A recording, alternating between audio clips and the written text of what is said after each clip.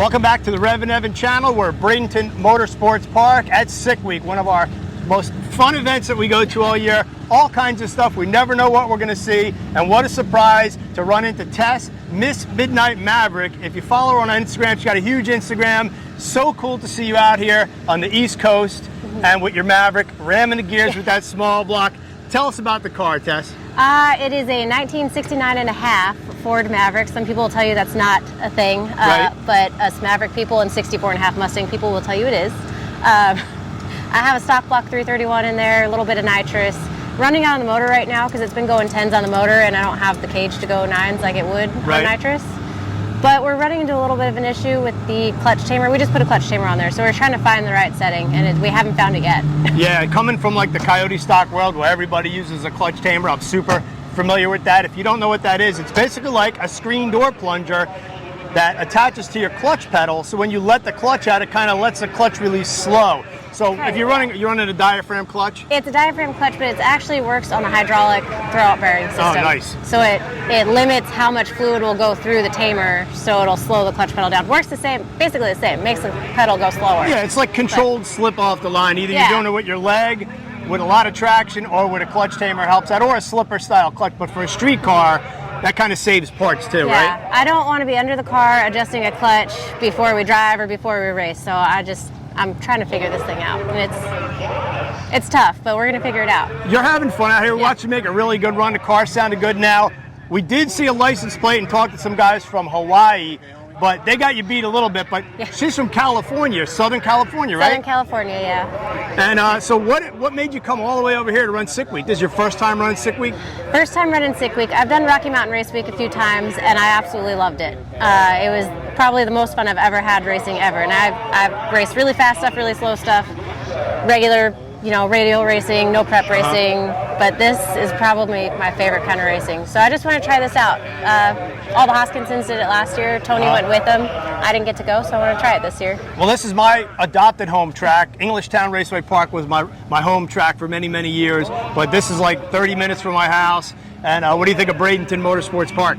Honestly, I'm going to be 100% honest. I expected it to be some crazy facility with like huge bleachers and, like a giant NHRA track, knowing the crazy events that happen here. Yep. And I was surprised. It's like a backwoods home, like it does have that feel. Track feel, which is my favorite kind of track. So I love it. Yeah, no big hospitality tower, but good grandstands, really good burgers, and probably one of the stickiest racetracks and most grippy racetracks you'll ever run into. And we're pretty close to sea level. So I know you are in Southern California, but you don't really have a whole lot of tracks left. Oh my gosh, no, we don't. Our tracks are usually around like 1,500 to 3,000 feet, so it's rough. Now, I've actually made passes at Carlsbad and Pomona back in the day. Pomona's good, but they don't really have races there anymore for your average, stick shift street car. Nope, Carlsbad, you're probably too young to have ever raced I don't at even Carlsbad. remember Carlsbad, yeah. Yep, Carlsbad was a cool drag strip, and it was never really changed from the front engine old school dragster days all the way up until it closed somewhere around 2004, 5, 6, somewhere in there. We ran, when I was editor of Muscle Mustangs and Fast Fords magazine, we did some magazine testing there whenever we'd go to the West Coast. It was the coolest facility.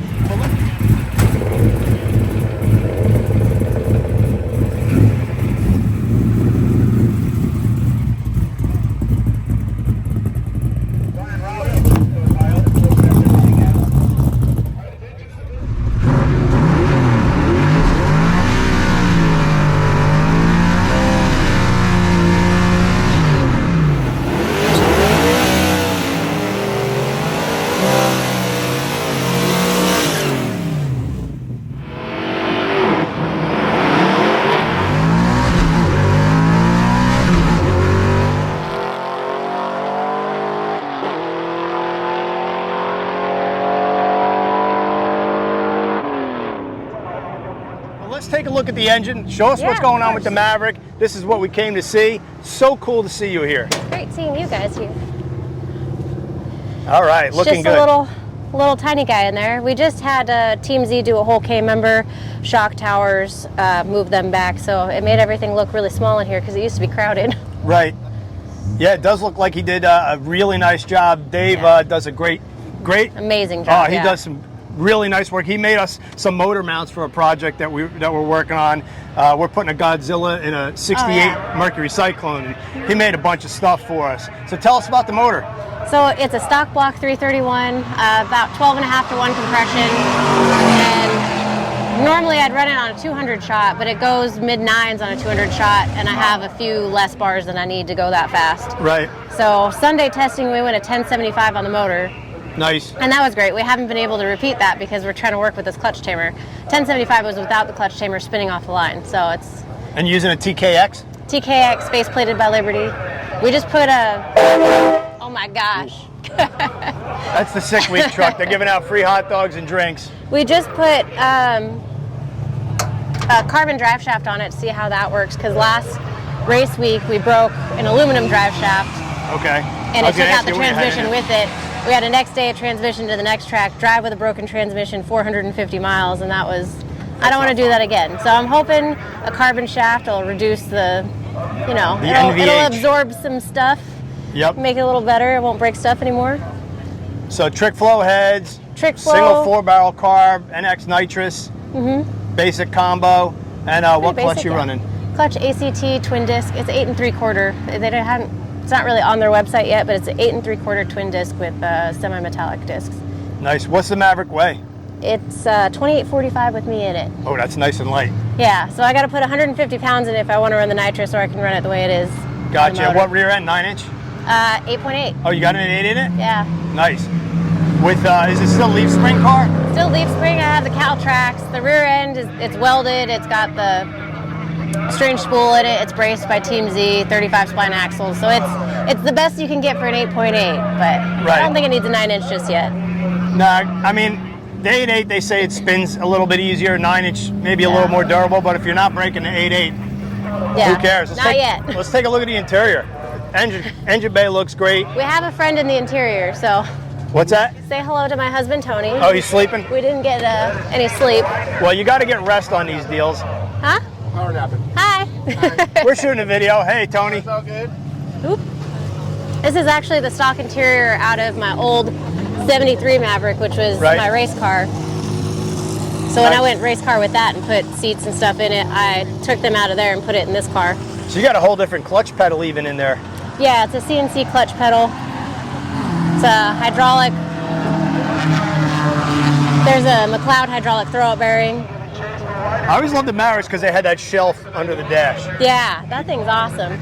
But it accumulates so much stuff, and with this thing launching so hard, everything flies out. So I got to make sure to empty it before we make any hits. What are you getting for 60-foot times?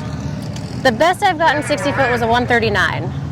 Nice. This week we've been getting like 160s and 180s because we're still not figuring out. It leaves hard and then bogs and falls on its face, and it's a mess. Yeah, it probably either needs more clutch, more RPM, or more tire pressure. I think it's over clutched. So when the clutch tamer stops doing its thing, the clutch grabs it so hard it pulls the motor down. Right. Yeah, I've been there on that. What? And you got a small Mickey on there, huh? Yeah, 26.85. What do you run for rear gear? 430s. 430s, and then with the overdrive with the TKX, it's probably perfect for the street. Yeah, I think the TKX has a .64 overdrive. Yeah, I'm not sure on the TKX. Yeah. How's that thing shift? I've yet to race with a TKX. Driven just about every other Tremec.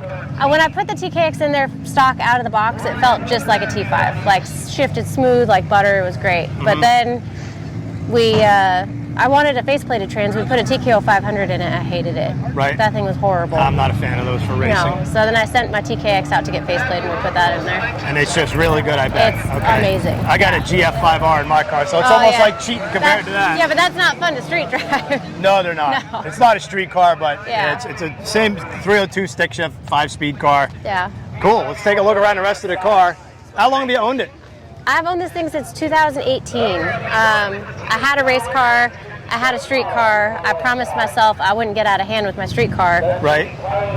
I crashed my race car, got bored, put way too much time and money into my street car, and now I'm racing it. So. What happened with the crash? What car was that? So I had a 73 Maverick, black car. Kind of how I got my name is Midnight Maverick. That thing was fast. I went 450s and 8. Fastest was a 451 at 161, and was at Vegas. And the prep stopped right at the finish line, and I checked the the data, and you can see the RPM go up as my foot's coming off the pedal. And the rear tire spun right at the finish line and kicked me sideways, hit 3 walls, totaled the car. Oh. It was, yeah. You got out okay though? I broke my arm, very minimal, just a little fracture, nothing moved around, but it was good. It was fine. But now you're back. Yeah. You're out here on the East Coast having fun with this Maverick. We love following you on Instagram. If you guys haven't already done so, please hit that subscribe button. We're trying to grow the channel.